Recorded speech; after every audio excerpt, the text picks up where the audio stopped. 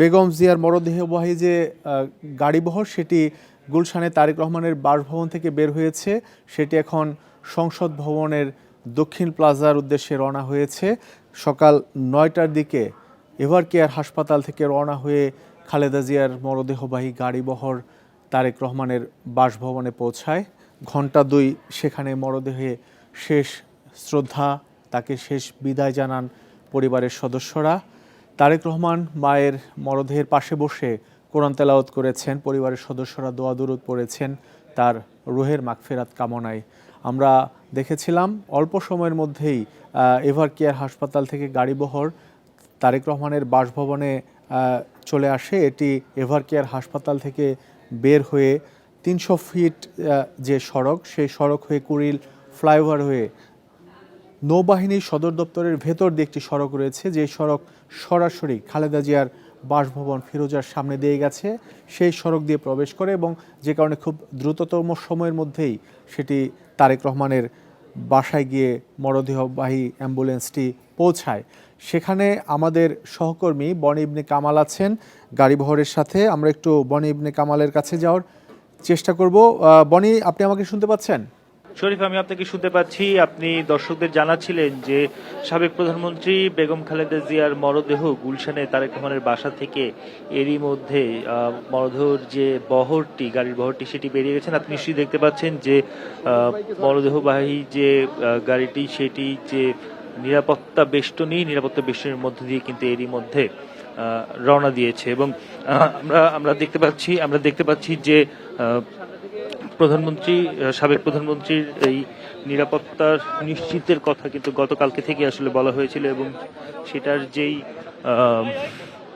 অবস্থান, সেটার যে রিফ্লেকশন, সেটা কিন্তু আমরা দেখতে পাচ্ছি যে পুরো গুলশান এলাকা জুড়েই তার মরদেহ যখন এখানে নিয়ে আসা হয়, একটি বিশেষ নিরাপত্তার চাদরে কিন্তু পুরো এলাকাটি ঢেকে ফেলা হয় এবং এখন আমরা দেখতে পাচ্ছি যে বেগম খালেদা জিয়ার যে মরদেহ, সেই মরদেহটি নিয়ে যাওয়ার জন্য পুরো যে পুলিশ প্রোটোকল, সেই প্রোটোকলটি কিন্তু এখন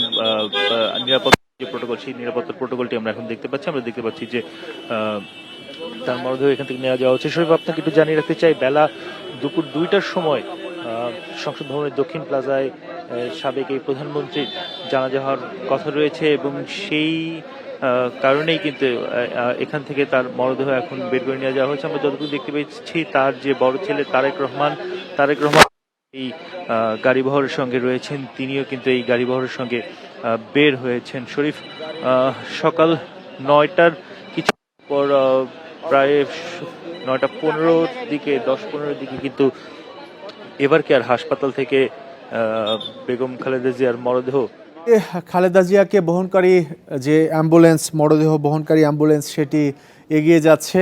এটি আসলে কোন কোন সড়ক ব্যবহার করে সংসদ ভবনের দক্ষিণ প্লাজায় যাবে, বিস্তারিত জানাবেন। শরীফ, আমাদের কাছে এখন পর্যন্ত যে তথ্য রয়েছে, দুপুর ২টার আগেই কিন্তু এই গাড়িটি, অর্থাৎ এই যে এই বহরটি কিন্তু যে পৌঁছাবে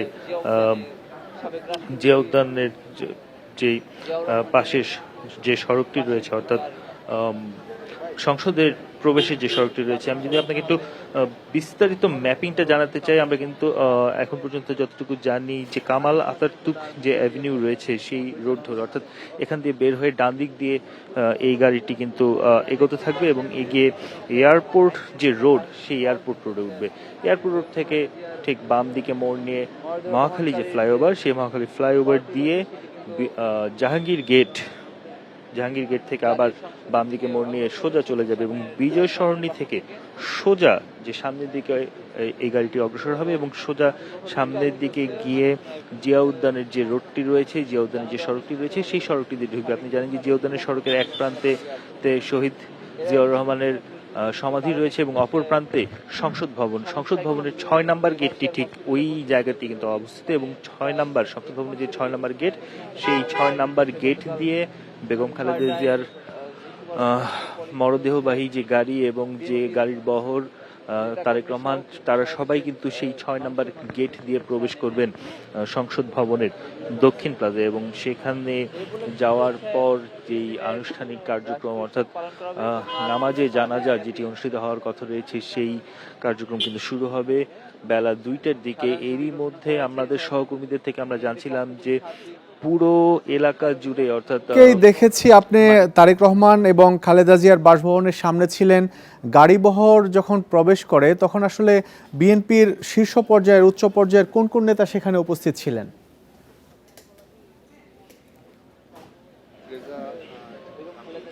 শরীফ, এখানে আমরা যে প্রান্তে রয়েছি অর্থাৎ 2 নম্বর দিয়ে ঢুকে ফিরোজা যে বাসাটি রয়েছে এই প্রান্তে রয়েছে, আমরা এখানে যখন এসে পৌঁছাই তখন কিন্তু আমরা দেখতে পাই যে বিএনপির অনেক সিনিয়র লিডাররাই কিন্তু এখানে এসেছেন। আমরা দেখতে পাই তখন বিএনপির স্থায়ী কমিটির সদস্য আব্দুল মঈন খান, শহীদুদ্দিন চৌধুরী, অ্যানি, এরকম যারা নেতারা রয়েছেন তারা কিন্তু এখান দিয়ে প্রবেশ করেন এবং সেটি আমরা দেখতে পেয়েছি। এর বাহিরেও অনেকেই কিন্তু গাড়িতে করে প্রবেশ করেছেন। বিএনপির সিনিয়র লিডার যারা রয়েছেন প্রায় সবাই, বেশিরভাগ লোকই কিন্তু বেশিরভাগ নেতারাই কিন্তু এখানে এসেছেন। আবার অনেকেই কিন্তু এখন সেই সংসদ ভবন এলাকায় যেহেতু জানাজাটি অনুষ্ঠিত হবে, মূল জানাজা সেটি নির্বিঘ্নভাবে যেন হয় সেটি নিশ্চিত করার জন্য কিন্তু সেখানের যে ব্যবস্থাপনা সেই ব্যবস্থাপনায় অংশ নেওয়ার জন্য সেখানেও কিন্তু তারা রয়েছেন, এরকম তথ্যও কিন্তু আমরা এখন পর্যন্ত জানতে পেরেছি। শরীফ, বেগম খালেদা জিয়ার এই প্রয়াণ রাজনীতির জন্য যেমন একটি বড় ধাক্কা, শুধুমাত্র এটি যে বিএনপির রাজনীতির জন্য ধাক্কা তা কিন্তু না। আপনি জানেন আর 1.5 মাসেরও কম সময় পরেই কিন্তু একটি জাতীয় নির্বাচন অনুষ্ঠিত হবে। গণতন্ত্রের যে অগ্রযাত্রা বাংলাদেশে, সেই অগ্রযাত্রায় বেগম খালেদা জিয়ার যে ভূমিকা 1990 পূর্ববর্তী এবং 90-এর পর থেকে তিনি সরকার ক্ষমতায় আসা, বিশেষ করে 90 পূর্ববর্তীর কথাই যদি আমরা দেখি তখন তার যে ভূমিকা সেটি তো বেশ অবিস্মরণীয় হয়েই থাকবে এবং সেই বিষয়টি কিন্তু কখনো ভোলার নয়।